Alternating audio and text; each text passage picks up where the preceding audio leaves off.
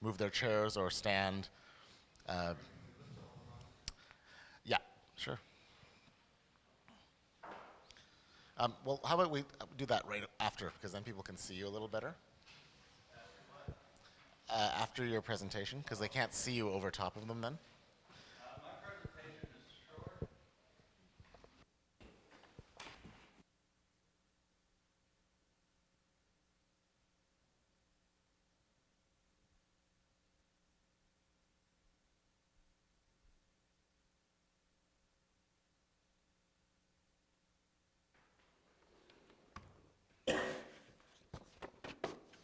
I know we've all gone through some pretty heavy slugging here, so what I wanted to do to end the forum was do something really quite different than what's been done here now up till this particular point. Just a little different presentation with a different conclusion. So I am going to read it because it's so short that I don't want to yak about it. I think I just need to get through it. So I will do that now.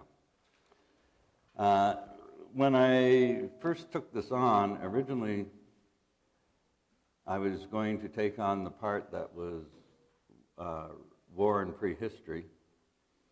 That was a very unsatisfactory way to do it. It's called Art Beyond War, which, as you'll see, going beyond when war began on one direction, and look at the possibilities just after. So all the slide presentation will end around 1932. Okay, so this is a discussion about prehistoric war and the history of art by artists. If we are hardwired for war genetically, then war punctuated by peace would be the default condition. We would be steadily working towards our own extinction.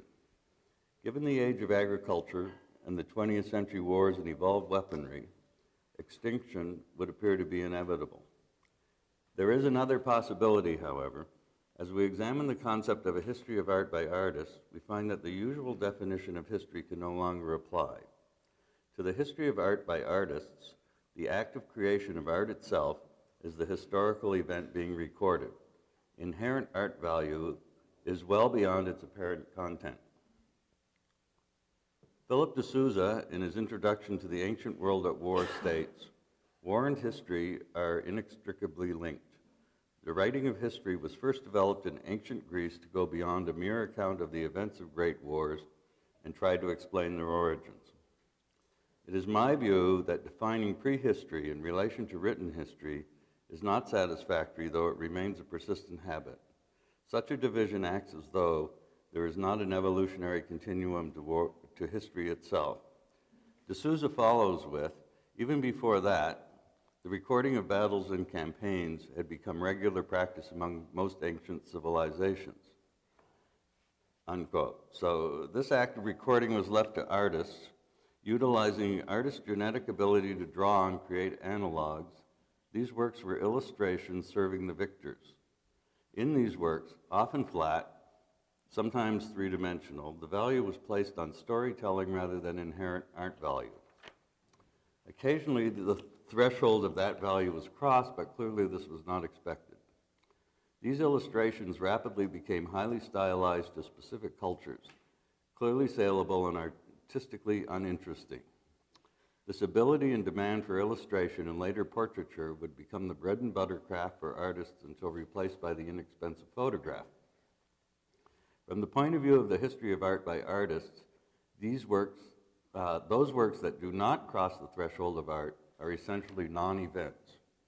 Given the need for brevity, I've chosen to link the oldest evidence of art to the earliest pivot point that begins the end of the age of agriculture.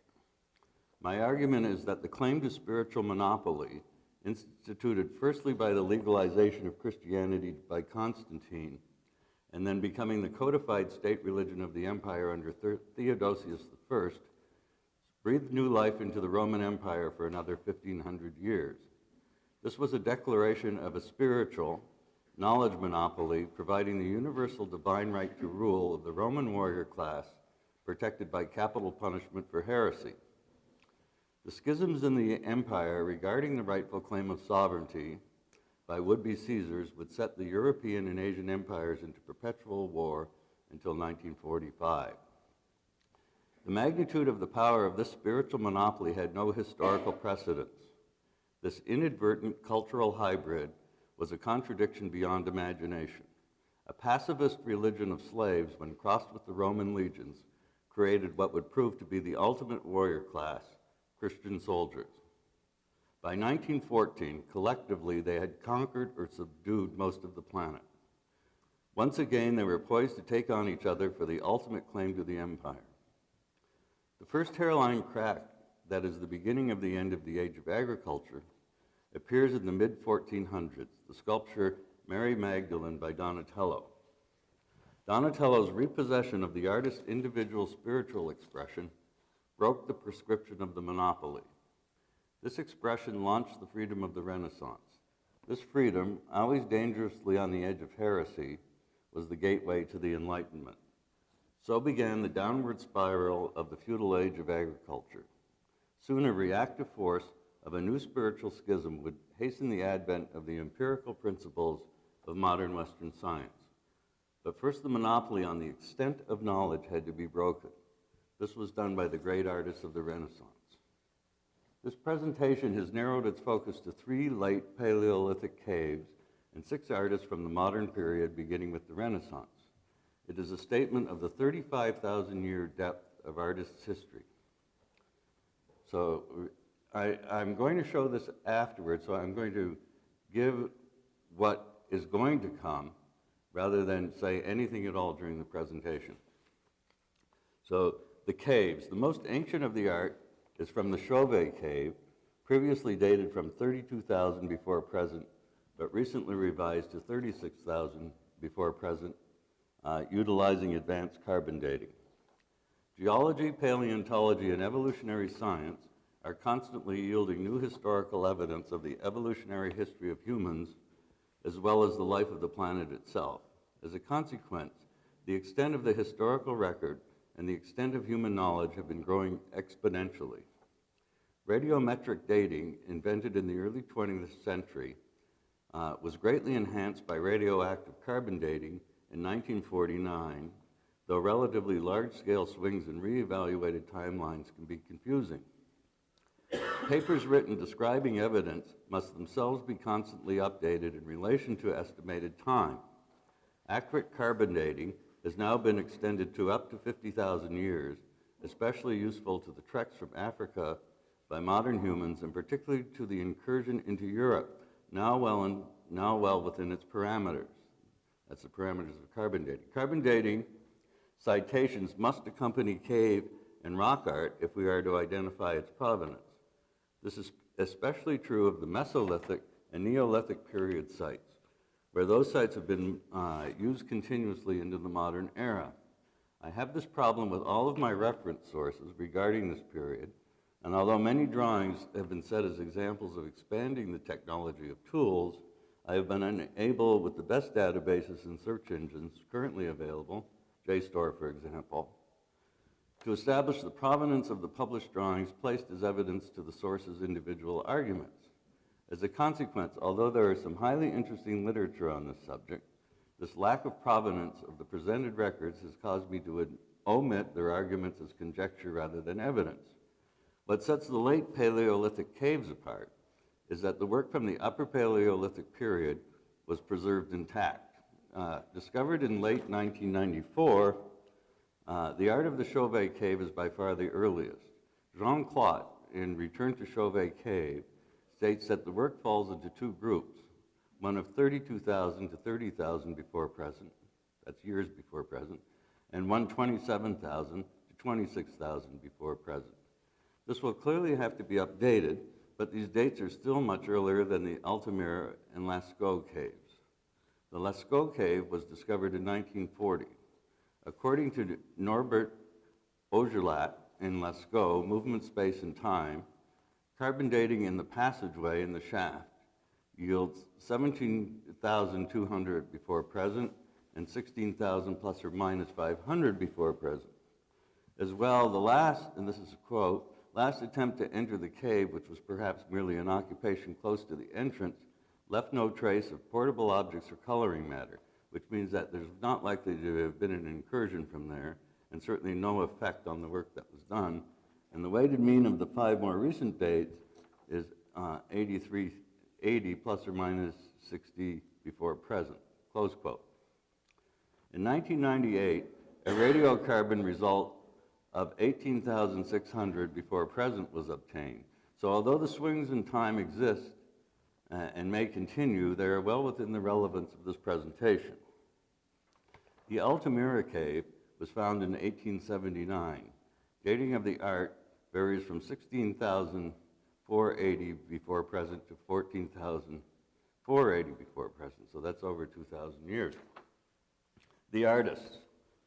So there's going to be 2 parts to this, and they're kind of in stereo, left and right. The artists. A modern hunter considers himself skillful when he can bring down his prey with a single high-velocity bullet at a significant distance. The Paleolithic hunter of large animals was face-to-face with a dangerous giant, explosive with adrenaline. The hunter's weapon was a simple spear. The hunter's intimate knowledge of the animal psyche was an immediate life-or-death proposition for both. It is important that we do not look at these artworks as pretty pictures. There is a fusion of artist and subject at a ferocious level, and it is, excuse me, it is at this intensity of mutual consumption that the artist becomes the art and the art becomes the artist. It is work with this fusion, the disappearance of the distance between the artist and the subject, and between the subject and the audience, that is the basis on which I have chosen the 6 artists of the modern period. Donatello, 1386 to 1466. The surprising power and overwhelming presence of Donatello's Mary Magdalene simply is. Michelangelo, 1475 to 1564. I have chosen his drawings for the particular bold line that gives life to modern European art, and of course, the sculpture and painting. It is this line that is so powerfully evident in the works in the 3 caves and ties these 6 diverse modern artists to those caves, to those of the caves, that's to the artists. So Rembrandt, 1606 to 1669. We are familiar with the use of art to create distance between the audience and gods, the audience and warrior leaders, and as well, in the case of classical art, youth and beauty, something ideal, separate, and permanent. Rembrandt breaks down these barriers and shows us a ferocious internal beauty as he paints his family and lover and himself. We see him age through his own hand, but in his vision, aging adds to his internal force. His strength is in his intimacy. Rodin, 1840 to 1917. Rodin revived the life of sculpture that was lost in the Reformation and the Counter-Reformation. While painting survived, sculpture, with its materiality, had the stink of idolatry and was stripped of any spiritual value. Where was the quality of sculpture evolved by Michelangelo? For 300 years after his death, pseudo-classical statuary served to once more glorify the warrior class and elevate the state in the emerging middle class. It was simply too embarrassing to call art.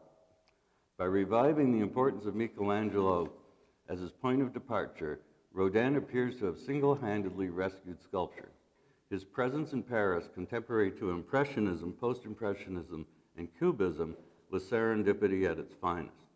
Like Donatello, I perceive Rodin as pivotal, and so with Donatello, I chose only one piece, Balzac, 1897. Kandinsky, 1866 to 1944. Kandinsky brings ferocity directly to the work by abstraction so that the subject becomes the act of fusion itself. He speaks of the spiritual fusion of the artist with his work best in his own words in Concerning the Spiritual in Art, first published in 1911. I think so highly of it, JRSP offers a link to it on its website under Publications. The works shown are from 1903 to 1914, beginning with the Blue Rider. Otto Dix, 1891 to 1969. Dix was conscripted in Dresden in 1914 and was sent into action a year later in September of 1915. He fought in a machine gun unit until the end of the war in 1918. In 1924, 50 prints in the portfolio Der Krieg, or War, were published. Some of these are selected for the presentation. This part of the presentation ends with the triptych Der Krieg, painted in 1932. In a fusion of artist and subject in all its ferocity, war has replaced God. The hunter and the hunted are indistinguishable.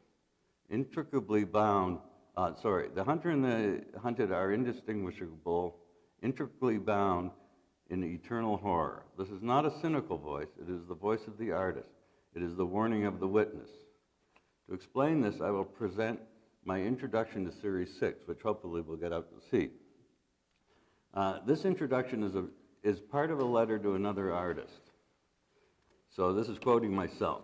I have taken a much larger view of history, one that contains more mysteries and spirituality than any tribal mythology that harbors divine favor at its center. I regard tribalism not as a genetic inevitability, but as a cultural pathogen. Eventually, On the Origin of Species became a handbook for creativity in the studio. Few of the people I know have actually read it, but instead have read others' interpretations. Darwin has thus been commonly misrepresented from cultural Darwinism to eugenics through the ultimate tribal theft and murder of the Holocaust. Reading it in detail, it is crucial to reconciling the restless nature of creativity and the apparent restiveness of history. That's apparent restiveness of history. All that exists is in the unforgiving forward direction of time and the nature of that existence creatively reshaping history. Nature, by the passage of time and by the genetic sculpting of life, has created a history that is crushingly honest and constantly probing the future. It is thus simultaneously innocent and guilty of the most destructive crimes that lead to the most magnificent creations. Without life, there is no witness to this awesome and terrifying creative unfolding of the universe. As far as we know, we fragile humans are the only fully cognizant witnesses. With this capability comes the great responsibility of this knowledge. This responsibility is a priori in those who are born artists. The act of will that I describe in my definition of art is the act of witnessing and recording this knowledge. This is the highest of human values, the recognition of the value of life itself. Therein resides the mature conscience. This is the essence of our being. Art is the map of the human soul. Evolution in time will continue with or without human existence. Progress will remain inexorable and unrelenting, even if we manage to destroy our necessary environment and perish in a nuclear winter. Art is the authentic internal scream against the suicidal nature of our rooted tribal culture. So we're ready to go on this presentation. Hopefully, everything's going to run in sync. If Okay. it doesn't, well, all will be lost. This is intended to be a counterpoint between right and left to so that it's almost fugal. One side is one voice, and the other side is another voice. And let people see?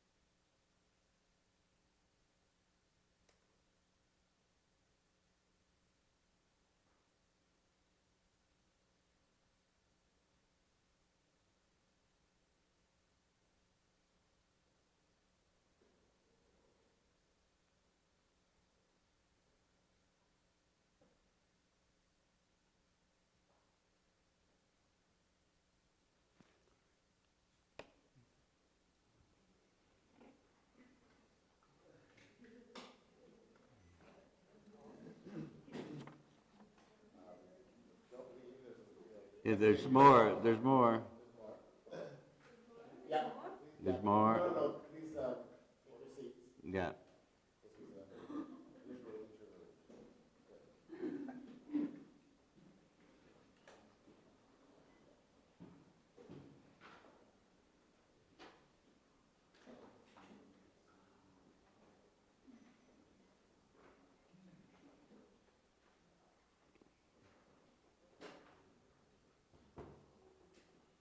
What I hope to have achieved in this presentation is to present a living 35,000-year history of art through the eyes of an artist. I have called this presentation Art Beyond War. This history of art contains a great gift. I began with a statement: if we are hardwired for war genetically, then war punctuated by peace would be the default condition. According to current evolutionary knowledge, modern humans, those with our present anatomy and brain size, evolved some 200 million years ago in Africa. There was a migration out of Africa some 80,000 to 60,000 years ago to Asia, and a migration reaching Europe about 40,000 years ago. The Chauvet Cave is dated to a time close to this last migration. Though the caves have yielded evidence of great art, they yield no evidence of war. If we view the fortification of Jericho as the first hard evidence of war, then the history of art predates the history of war and agriculture by some 25,000 years. In this history of art, war is not inevitable, it is an existential choice.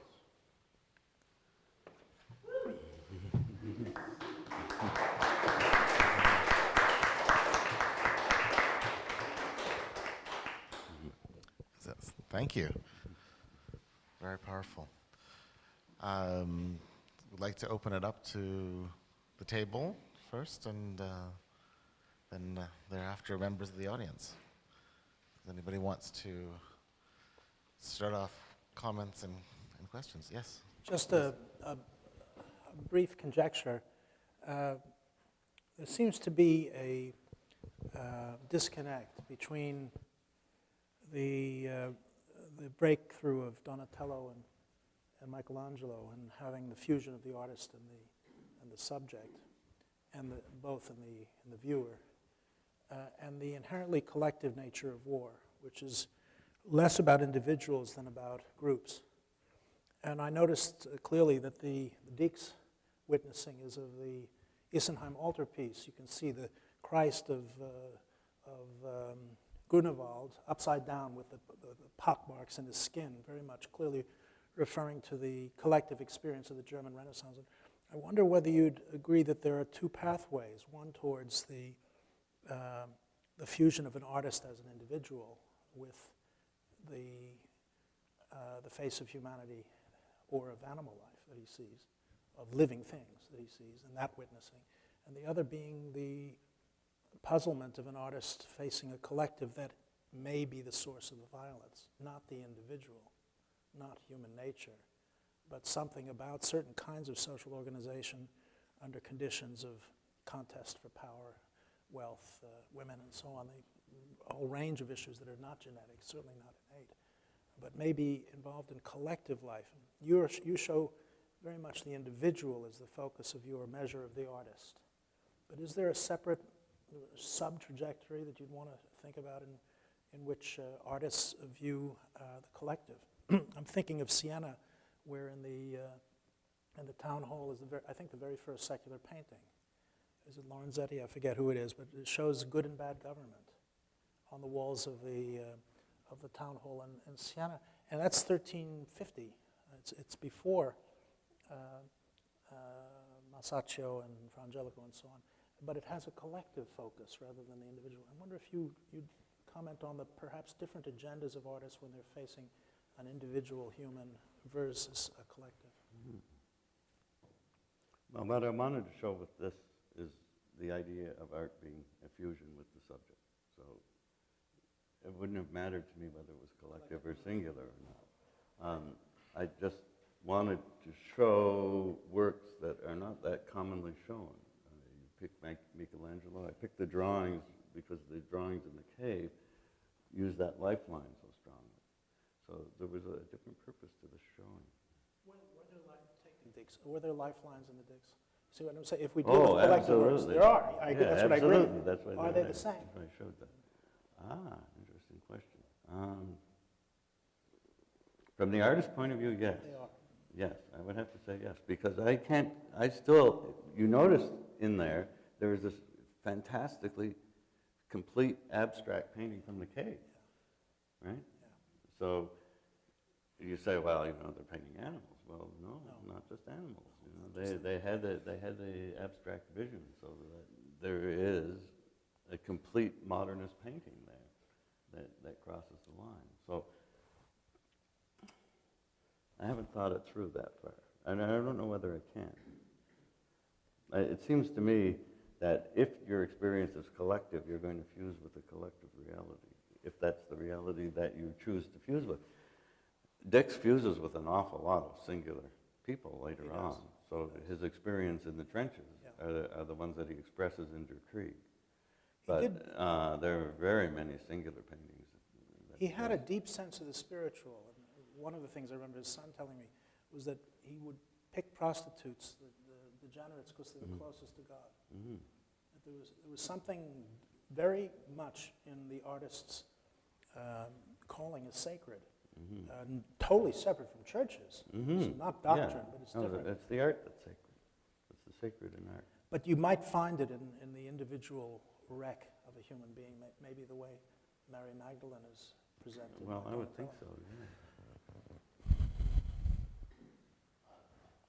Look at that painting of Heinrich bathing is one of the great paintings of all time, and it has, she's fully clothed, she's kind of dumpy, and she ain't no beauty. And she loves but her. that painting, he loves her. Yeah, he does. Yeah.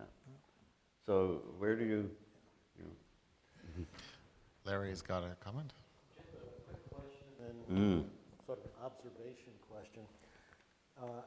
There are paintings of cattle in the cave paintings. Not cattle. They're aurochs. They're wild. Well, that was the question. Yeah, Were they they're domesticated absolutely or- wild. They were aurochs. There's no evidence of any herding until around 13,000, and even that becomes arguable. Those are wild animals. Those are wild horses, and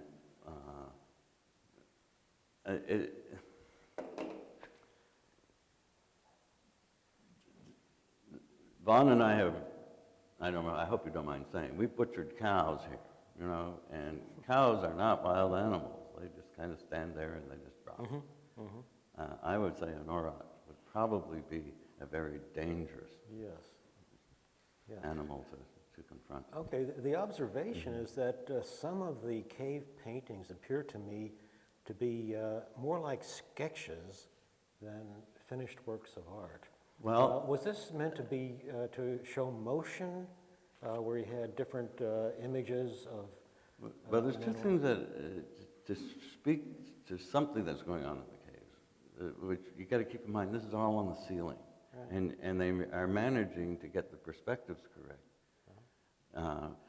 with the shape of the ceiling. This is quite amazing when you think about it. And they have to light these caves with just little oil lamps, whatever they have, probably tallow. But in life drawing, that's why I showed those Michelangelo drawings. You can see he just shows parts, and it's a very, very complete drawing. So that was the reason why I showed that you can actually complete. There's an ibex in there that's just a stroke across here and a couple of horns, and you see the whole ibex.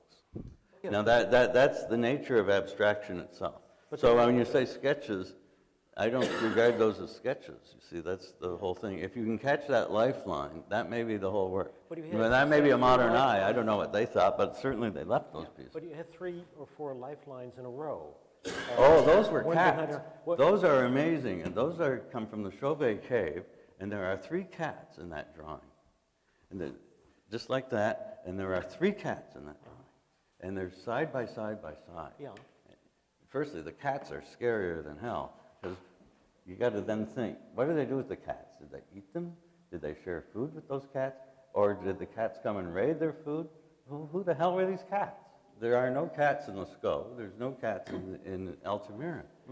I found those cats terrifying, but very interesting. And that drawing with the three of them together, that just made the cave for me. You don't think it was trying to indicate motion, combat with the animal? Gee, I don't know. These guys had just incredible ability, and I have a tendency to think that they were passing this art on to other artists. That this was art to artists. And I also have a tendency to think that these were in parts of the caves that were not really used. When you think about it, the human entry to these caves is like, we bring fungus, we bring carbon dioxide. So people have said, well, what are those caves used for? Well, we've got to think. Chauvet Cave, used for 17,000 years. If 2 artists came in a year, it's 34,000 people through those caves, you know? So it couldn't be used for any type of real ritual, or the carbon dioxide would have simply oxidized away those drawings. So I have a tendency to think that artists were chosen and they were brought to those things. And those drawings are artist to artist work. And they're communicating this coding that I've talked about, artist to artist, and that it was passed down that way. I can't imagine just putting 5,000 or 6,000 people through there, you know, a year even, you know, or hanging around just doing what people do, you know, having fires in there, all of those other things. How could those things have possibly survived if carbon dioxide can wear things down that strongly and that quickly, including funguses, which over 16,000 years there had to be new funguses brought in. Some of the caves I've seen in south central France are very deep. Yeah. There's one even with a miniature railroad car to take you in there because they don't expect people to walk that far. Right. So I have a feeling that the artists kept those as kind of like private places. I can't imagine they were used for anything else and still survive intact. Do you agree? I mean, we know that just the funguses that got into Lascaux in 25 years were terribly destructive. Okay. So, Robert. Got a quick question for you. With the comparison, you were showing the cave art, which is in Europe, but all your other comparisons were European artists. Was there a reason that you didn't go beyond? Yes, I wanted to make the point that there's a clear delineation on this line. I have an anecdote, which I didn't bring with me, and I might have done it, might have clarified it somewhat. I was talking about this with Susan several weeks ago, and so that's why Susan is part of the original one. And while I was talking to her, Betty said, "You've got to see this drawing of horses." So she went up and we were at Seabreeze, and Megan is into horses, and she got this poster down of horses, and she said, "I think this is Japanese," because we were talking about the lifeline that was in there. So I hadn't seen it before, but I looked at it and I said, "You know, I think this is Chinese. I don't think this is Japanese." But I didn't know how old it was. So I got on the internet and I found it. And it was done by a Chinese artist, but a modern Chinese artist. And what it said in the text, I think it's somewhat broken in English, but I think it's pretty clear. So I was going to bring that, and I didn't. It said, this artist wanted to do a Western composition, and then it goes on to talk about the bold line of the three horses.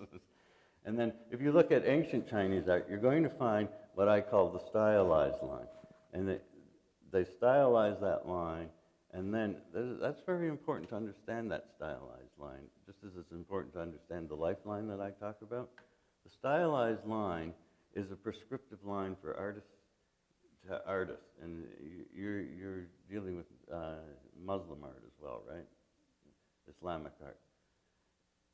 If you look at the way most of the world has looked at their art and their artists, including many musicians over generations, is it was a craft. And the ability to reproduce that craft was considered your talent. And so when you look at the Chinese line, I used to love those.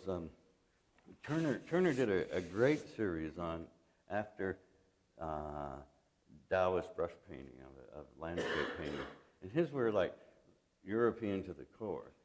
But if you look back on the Chinese ones, they're very carefully done. The lines are all delineated in a very careful way, and you realize that the master, that the student tries to match the master's ability, and then that's passed from generation to generation to generation. And that's very, very different. What goes on in those caves is the European approach to art, and I find it just absolutely fascinating because it's so local to the whole situation. So that Florence is like maybe 300 miles from the Chauvet Cave, or 400 miles from the, you can draw a radius around it, and you can just watch this generation after generation after generation.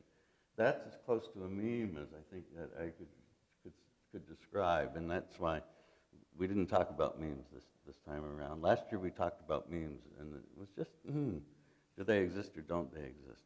And so without real evidence of somebody saying, here's a meme, they don't really exist. I would like to really hear whether or not this could possibly be one of the memes that sits out there, something that's gone on an extent on a far more local basis right through from 36,000 years ago till now. And so that lifeline really is very peculiarly Western. So that's why I stayed there. I looked at art from all over the place.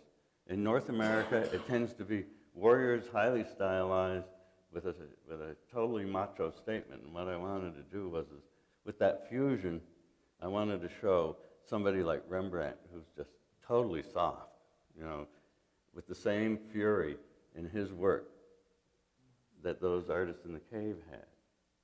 And it's there because it's there in the fusion of the art, where the artist becomes the art and the art becomes the artist. I don't know if that happens elsewhere in the same way. So that's why I don't know that. But I know that that's the root of European art, and that's the sense of, that's why they were shown that way. I couldn't find anything else that was anything like it other than the horses. Yes, since we're interested in supporting working artists, contemporary artists, to perhaps devise an evolutionary art history of their own, how do you think the idea of what you're calling the lifeline, which I don't know if you'd mind elaborating on that first, because that may be a new concept for some people. Sorry? The idea of the lifeline, and this is your own idea, so maybe you could elaborate that a little bit first. But The then, lifeline? yeah, but then also, how do you think? Well, I just think Michelangelo didn't get to go down into the cave. Oh, I'm so sorry, I'm not hearing you. Michelangelo didn't have a chance to go into the cave. So how do you? I'm speculating that this might be a meme, that this might Yeah. actually be proof of memes, Okay. that it was passed down for So, I don't 34 know or if it would it be 35,000 years. useful to. But Dawkins' speculation is that bird songs were learned and transformed and changed over generations by the variation, but that they were passed on, then they would be passed on generation to generation to generation. And so it has something to do with looking for that meme, but he was only speculating. He had no idea. He was guessing on that particular thing. This may be it. This may be one. So, just for the sake of everybody here, if you want to explain Meme? very briefly. Lifeline Yeah, and meme? lifeline and meme, maybe. Well, the lifeline is from life drawing. So anyone who's done life drawing, you sit and you know. I mean, you just know. You know when that thing is alive, because you've brought that line up just like that, exactly like those lines. One line does it like that. Picasso used to do it all the time. It's just as a trick. He would do it on movies. Watch me do this. But no, it's like. It's in every one of those pictures that I showed. It just takes its manifestations in very, very many different ways. And here, I like to use it from the nature itself. So the work sits counterpoint, because there's so many of those lines everywhere that I look. The mountain has one, the set of mountains has it. Tree lines have it. And then I watch trees and leaves have it. Trees without leaves have it in a different way, and so the piece works against all of that. So why would I do that in a piece? I mean, once I put it out in nature, I want it to stand with these things that have another feeling altogether. Why imitate that? Why not run it in counterpoint? So each piece is running counterpoint to that. But the awareness of it is absolute. All right. Yeah, go ahead. Obviously, no evidence, but one thing that might reinforce the notion of meme is to see the animals in Lascaux as gods, which is, after all, a big motif in Greek mythology. The concept that animals are perhaps superior, they have some being that is more divine than ours, is embedded in Homeric poetry. Yes, it is, indeed. But I want to make another point, and that is if the human soul is all of the knowledge that we have. Then then there's we no difference. Yes. I see what you're saying. So you see, as they're mapping it, Yeah. their fusion is there. It's this concept of the divine being separate from ourselves Right. that sets up the conditions that we actually set up an ideal, so that, you know, what we carve out, well, just look at the Kouros. We set up an ideal. It sits there. It's not us. It's youth. It's beauty, and it's separate from us, but it's permanent because we are going to age and we're going to finish. That's why I threw in the Rembrandt. Yes, Yeah. okay. Sorry, when you speak that way, you're speaking away from the Oh, microphone. I'm sorry. That's okay. Probably just All right, all right.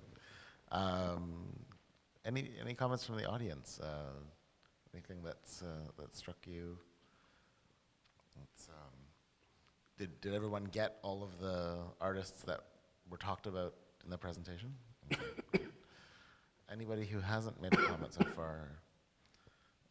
Okay.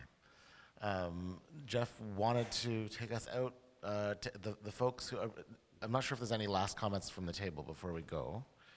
Otherwise, I kind of would want to explain how the tour is going to work. sure. Okay.